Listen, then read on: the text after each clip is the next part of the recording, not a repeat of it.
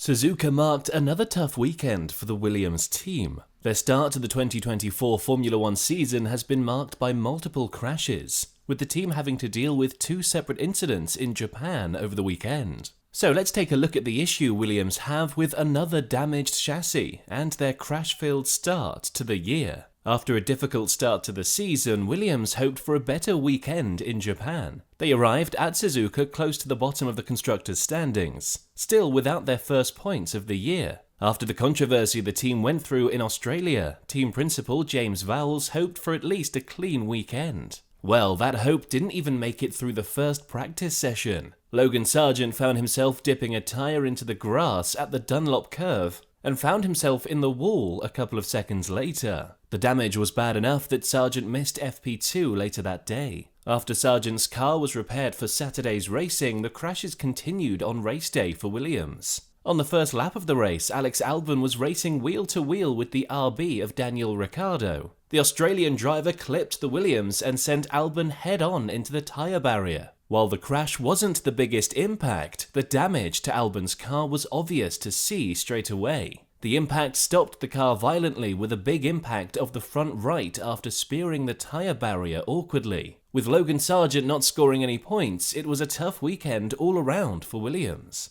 In the wake of a difficult weekend for Williams, team principal James Vowles spoke about the damage to Albon's car and the struggles the team have been going through. Vowles said, "It looks like a little bit of damage again on the front right. Complete coincidence, obviously, but let's see how bad it is. It looks repairable to me, but that was through images taken. The last 2 weeks have been tough. I think any team to have 3 major accidents where you've pretty much taken out all equipment on the car is enormous." Vowles highlighted the difficulty with Williams making spares at the moment, saying, "We're making spares as quickly as possible in the background, but ultimately performance will have an impact on it. We can't bring as many updates. The updates that were on the car unfortunately are broken, so we've got to build those stocks back up and get going again." The main issue that Williams are having with all of these crashes is to do with the chassis of both cars. In Australia, Alex Albon had a major crash which broke his chassis completely. Similarly to Logan Sargent this weekend, it happened in FP1. Alex just took too much of the curb and bounced off of it and into the wall. The team were unable to get the car into race-ready condition and did not have a spare available. That's why they made headlines by announcing they were going to withdraw Logan Sargent from the Australian Grand Prix, so that Alex Albon could drive in the chassis that was in the American's car.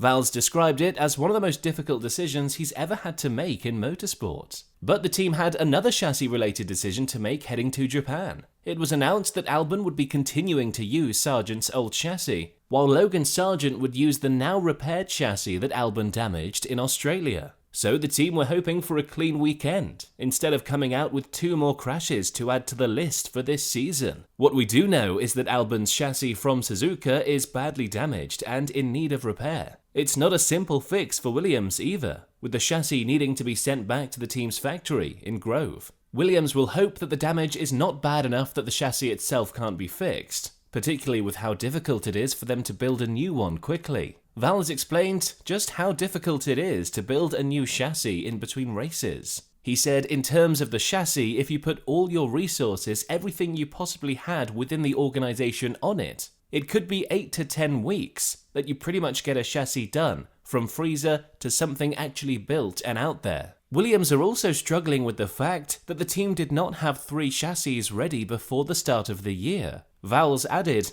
"In our particular case, clearly we have never had the intention of being here without 3 chassis.